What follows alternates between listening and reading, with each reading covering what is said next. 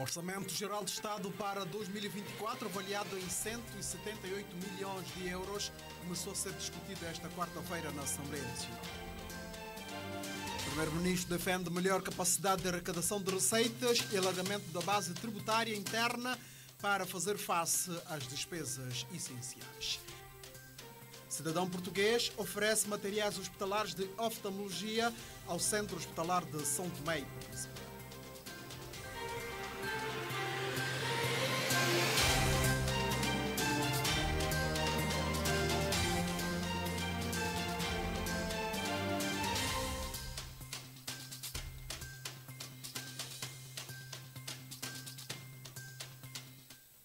Muito boa noite, seja bem-vindo ao Telejornal. O Primeiro-Ministro e chefe do Governo, Patrício Trovoada, defendeu esta quarta-feira que a melhoria da capacidade de arrecadação de receitas e o alargamento de base de tributações internas são duas condições indispensáveis para aumentar a capacidade do país para fazer face às despesas essenciais.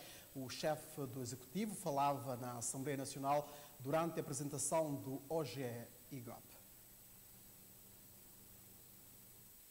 A melhoria da capacidade de arrecadação de receitas e o alargamento da base de tributação das atividades internas são duas condições sine qua non para que se possa, sem prejuízo da consolidação orçamental, aumentar a capacidade do país de fazer face às despesas essenciais que conduzem à melhoria dos padrões de vida da população.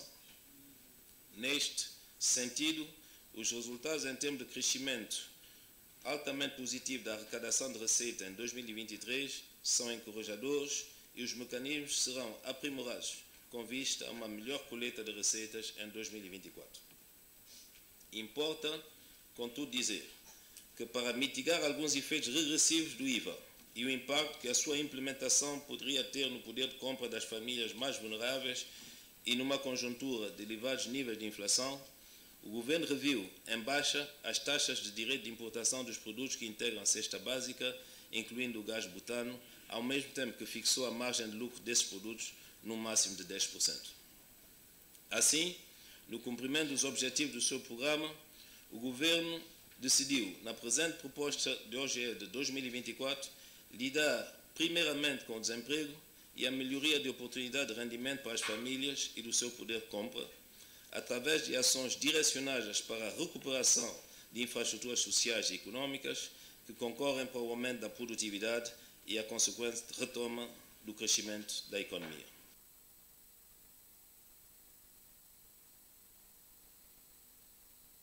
Cerca de 4 mil milhões de dobras, ou seja, 178 milhões de euros, é quanto está estimado o Orçamento Geral de Estado para o ano econômico de 2024. O orçamento foi apresentado na manhã desta quarta-feira à Assembleia Nacional e mereceu intervenções por parte dos deputados. Num ambiente de debate pouco exaltado, o Governo apresentou o seu plano orçamental para o ano econômico 2024. São 4 mil milhões de dobras que deverão ser mobilizados pelo Governo para dar respostas aos projetos inscritos no Orçamento Geral do Estado para este ano. Um orçamento que levantou algumas questões. O orçamento, como todos sabem, e já foi aqui várias vezes dito, o orçamento é uma previsão. E o pior, é uma previsão, no nosso caso concreto, de receitas que muitas vezes, ou grande parte delas, não são nossas. Não vem do nosso suor, do nosso trabalho, né? Há algum esforço interno, é verdade, mas o nosso orçamento é suportado, todo ele, por parceiros multilaterais, bilaterais. Quando nós perguntamos, e vão reparar nisso, quando chegarmos à discussão na especialidade, obviamente, a prática, todos os deputados aqui pedem estrada na sua zona, escola no seu distrito, campo de bola na sua zona, água, pedem tudo. E é normal, porque são representantes do povo, o povo nos pressiona para nós virmos aqui, pedirmos o governo para nós fazermos. Mas a pergunta que não se cala é, esse dinheiro vem de onde? Gelo de boa. Temos um país cuja produção ronda qualquer coisa como 10 milhões, mais ou menos, de dólares, e nós importamos qualquer coisa como 120 milhões. Portanto, é isto por ano. E é isto que nós temos que olhar para ele.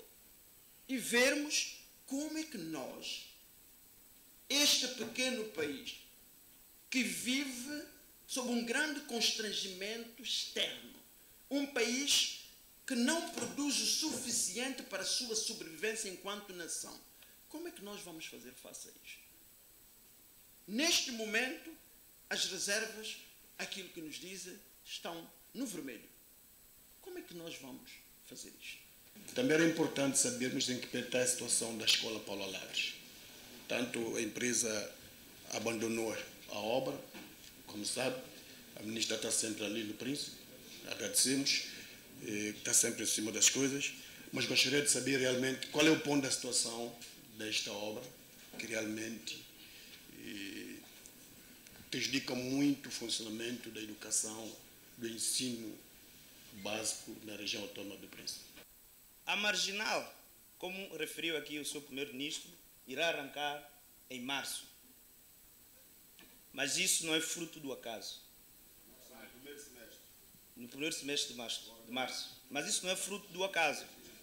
O seu primeiro-ministro esteve em Holanda com o seu homólogo e o seu governo, o holandês, financiou 50% destas obras.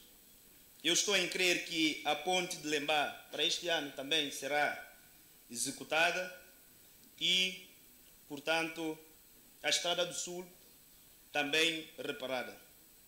Se o primeiro-ministro sentasse no seu gabinete, se calhar a contemplar a Baía da Ana Chaves, Portugal teria doado a São Tomé e Príncipe 15 milhões de euros. Sem acordo com o FMI, o Banco Mundial teria dado uma assistência de 225 milhões de dólares norte-americanos. O BADEA teria anunciado uma ajuda de 100 milhões de dólares. O BAD teria anunciado uma ajuda de quase 50 milhões de dólares. Nós teríamos hoje a energia mais ou menos estabilizada. Nós teríamos hoje a carteira dos projetos privados que o seu primeiro-ministro aqui elencou prestes a arrancar. Muito bem, nada disto é fruto do acaso. É trabalho pensado e bem executado. O governo reagiu e aproveitou para falar do projeto a favor da juventude, também inscrito no OGE. Um aspecto importante a nível do orçamento, provavelmente, é iniciarmos a questão dos estágios de integração dos jovens na vida profissional. É um aspecto importante e aí eu quero chamar também a atenção. Não olhemos só para os números. Os nossos parceiros, muitas vezes, para nos acompanhar nas nossas políticas, eles têm que saber que nós também, que somos os mais interessados, temos que dar algum sinal. Okay? É o sinal que estamos a dar com a juventude, dizer que, bem, nós, na juventude, vamos começar a fazer e a financiar estágios de primeiro emprego e integração profissional para os jovens e esperemos que os nossos parceiros engajam-se também conosco para reforçarmos a nível financeiro, porque precisamos sempre do financiamento externo. Entretanto, os debates continuam esta quinta-feira até a aprovação do documento na Generalidade.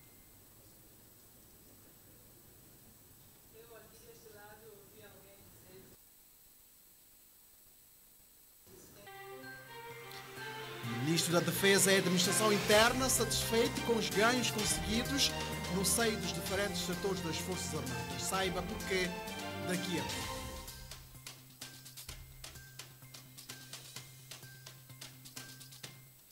O Primeiro-Ministro manifestou-se confiante no arranque de alguns projetos importantes em 2024.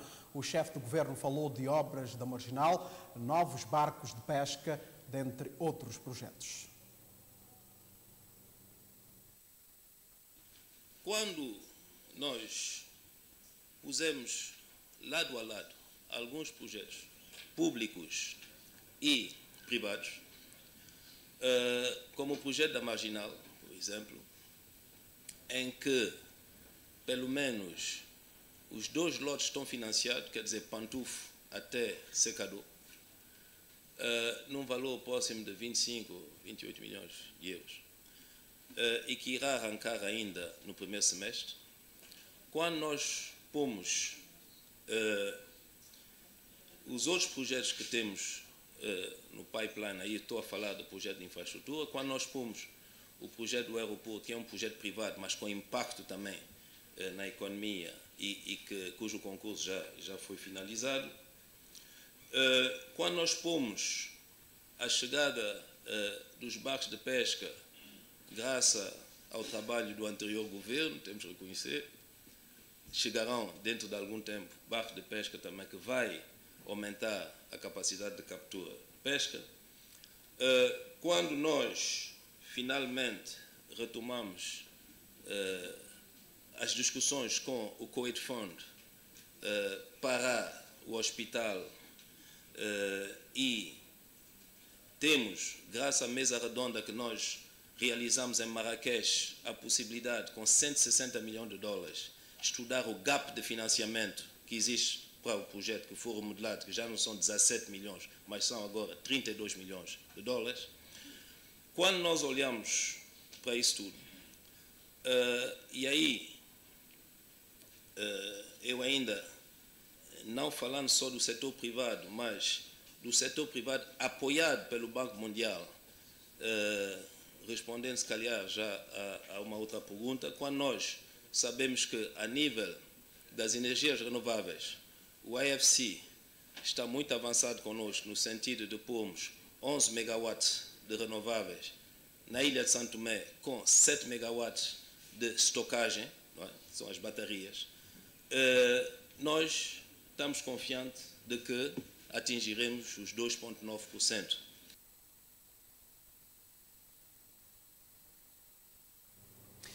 Para falar do OGE-IGOP, que começou a ser discutido hoje na Assembleia Nacional, tem nos estúdios da TVS o economista Arlindo Tavares. Boa noite, seja bem-vindo. Obrigado por ter aceitado o nosso convite.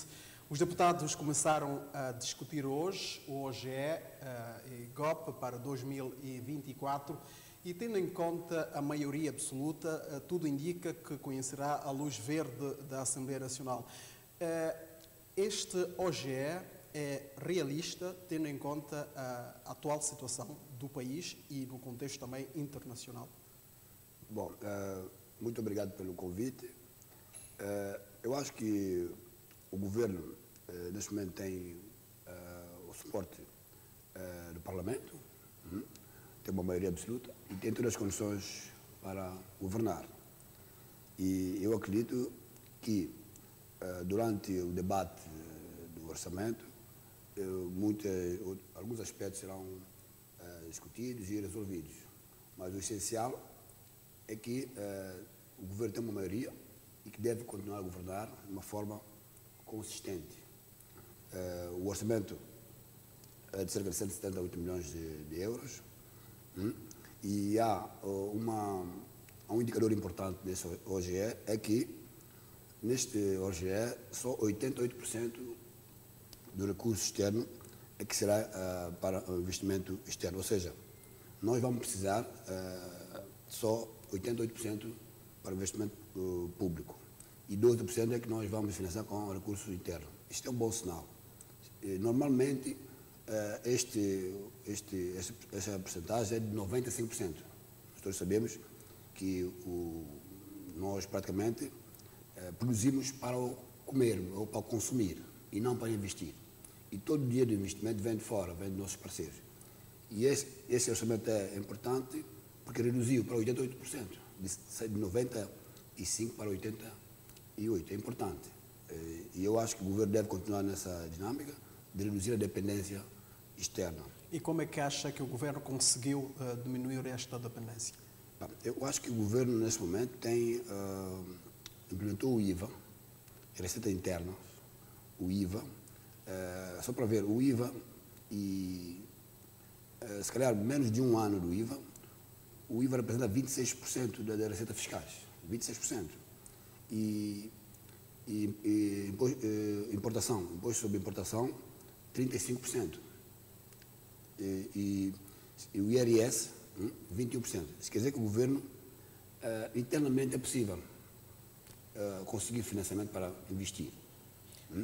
E outro aspecto importante que eu acho, é preciso o governo manter impostos baixos sobre as empresas. As empresas que investem devem ter um imposto baixo. Neste momento, o IRC só apenas 5% de receitas fiscais. É importante isto, porque nós não podemos sufocar as empresas. São empresas que criam riqueza, é preciso estimulá-las a investir, ajudar o governo a investir e a resolver o problema da população. Então, mas naquilo que eu perguntei, acha que então é um orçamento realista, tendo em conta a situação do país neste momento? Sim, eu acho que é realista, na medida em que nós devemos focar, devemos fazer um esforço interno. E esses indicadores mostram que é um esforço interno. E é preciso reforçar esse esforço. É preciso mobilizar a população de criar riqueza interna. Nós podemos, por exemplo, organizar o país para atrair investimentos privados. E é preciso fazer reformas também, a reforma da função pública. O FMI, uma das agências do FMI, de reduzir funcionários públicos. Há muita gente na função pública por enquanto. E é preciso reduzir. Ou seja, internamente, e esses indicadores indicam que é possível fazer muito mais internamente. E aí os doadores vão acreditar em nós e apoiar mais. Disse que o governo, no fundo, reduziu a dependência do exterior.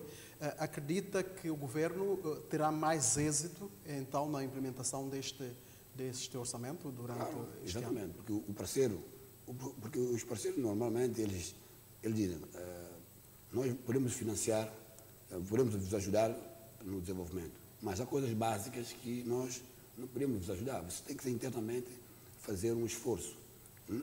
E esse indicador, por exemplo, de 88% vem do recurso externo e é um bom indicador. E o governo precisa de reforçar, alargar a massa tributária, envolver mais pessoas no pagamento dos impostos, para nós termos uma economia paulatinamente que não dependa muito do exterior. Ainda assim, com esta diminuição de dependência, de qualquer forma, o governo ainda precisará continuar com o trabalho de mobilização dos parceiros internacionais. E nós sabemos que até ainda o governo não conseguiu o tal acordo com o FMI, que no fundo constitui ou pode constituir uma barreira naquilo que será a dinâmica do governo para conseguir investimentos para a implementação de alguns projetos. Como é que acha que o governo conseguirá dar volta a esta situação? Bom, eu acho particularmente que o não acordo com o FMI é uma oportunidade para nós. É uma oportunidade de nós tentarmos organizar internamente a nossa economia, certo? E o FMI sabe que muitas das vezes as recomendações não são cumpridas, ou seja, o FMI diz, nós devemos implementar o IVA, mas o IVA na implementação do IVA foi arrastado por muito tempo. O governo anterior não implementou. E este governo foi obrigado a implementar. Mas, mesmo assim, o FMI exige mais reformas da função pública, por exemplo. Porque os parceiros querem nos ajudar, mas eles querem também ver a nossa dinâmica interna, a nossa capacidade de organização internamente. Porque o investidor, quando vem a Santo Tomé, ele vai consultar os dados econômicos e sociais do país, mas eles notam aqui algumas facilidades. Eles não vêm por quê? Algumas facilidades são nossas, são internas. Um terreno, por exemplo, pode ter 3, 4 donos no país, sério. E os parceiros, tanto privados como os parceiros públicos, não conseguem perceber isso. Como é que um investidor quer vir investir em Santo Tomé, ele começa na aquisição do terreno e aparece vários donos. Isto é um problema nosso, interno. E o FMI e outros parceiros sabem que isto não ajuda no desenvolvimento dos países. A forma como está distribuído os bolos para diferentes setores, acha que houve prioridade naquilo que o governo projetou para responder realmente àquilo que o país precisa neste momento, neste orçamento? Na verdade, eu fiz uma análise geral do orçamento e não vi todos os pormenores, mas só reparei que o governo dá muita atenção à saúde e educação.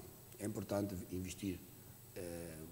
O bolo do hoje deve focar muito na educação, saúde, formar quadros. Nós precisamos de pessoas formadas capaz de ajudar o país, capaz de ajudar a economia a desenvolver. E são os dois setores que eu realmente vi que o governo deu alguma atenção no OGE. Ok, ficamos muito gratos. Não sei se tem alguma coisa a acrescentar naquilo que estamos a abordar sobre... Eu só vou acrescentar um aspecto, na minha perspectiva, importante, é que nos próximos dias, nós todos sabemos que a guerra na Ucrânia, a Rússia e a Ucrânia continua. Isto vai, no fundo, afetar o crescimento econômico global. E, claro, nós, como dependemos muito da matéria-prima, como o caso do petróleo, né, do combustível fóssil, e haverá, na minha perspectiva, haverá um aumento do preço da energia. Nós temos, é verdade que nós conseguimos, o governo conseguiu o aumento, a melhoria do preço da energia, mas os preços vão aumentar.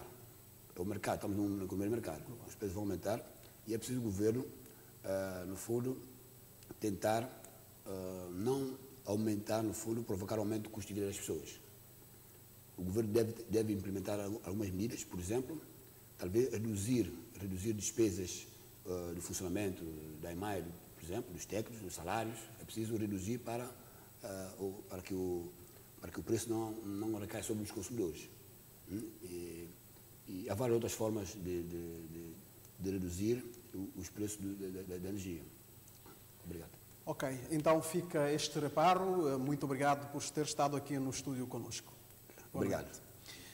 O Ministro da Defesa e Administração Interna está satisfeito com os ganhos conseguidos no seio dos diferentes setores das Forças Armadas. Jorge Amado, que visitou esta terça-feira as unidades do Centro de Instrução Militar, Quartel de Moro, Guarda Costeira, Estado-Maior das Forças Armadas, sublinhou que o Governo já investiu e vai continuar a melhorar as condições nas Forças Armadas. Ao Quartel de Moro. O Ministro da Defesa e Administração Interna, Jorge Amado, tirou esta terça-feira para visitar diferentes setores das Forças Armadas depois dos esforços do Governo para suprir algumas necessidades identificadas nas FASTAP. Ao falar aos militares no Quartel de Moro, o Ministro destacou os avanços tecnológicos que agora estão disponíveis para os militares. Temos sistema de vigilância por todo lado. No interior do quartel, como à volta do quartel. Certamente, se no dia 25 de novembro tivéssemos esta condição aqui no quartel, não teria existido o 25 de novembro. Durante o ano passado, o Governo supriu outras necessidades das Forças Armadas, melhorando sobretudo as condições das infraestruturas e colocando alguns materiais e meios à disposição das FASTAP. Das situações precárias em que viviam as Forças Armadas, na caserna, nos refeitórios, de uma forma geral, podemos dizer que houve um progresso bastante grande. Casas devidamente pintadas, camas em condições para cada um que aqui estão sentirem-se gente ao serviço da pátria.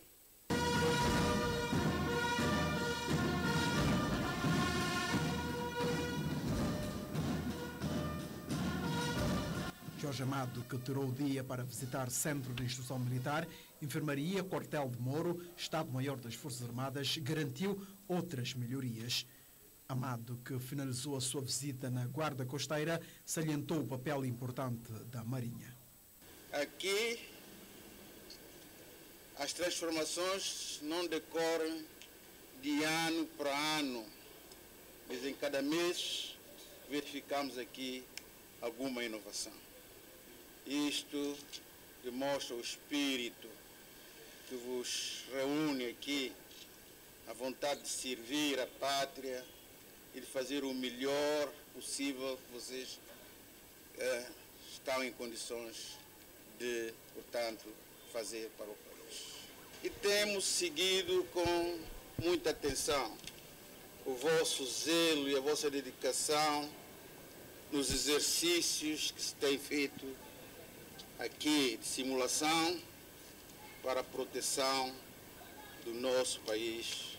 Ministro da Defesa e Ordem Interna, satisfeito com melhorias registradas nos últimos tempos nas Forças Armadas, e promete continuar a mobilizar apoios para este setor estratégico de defesa nacional.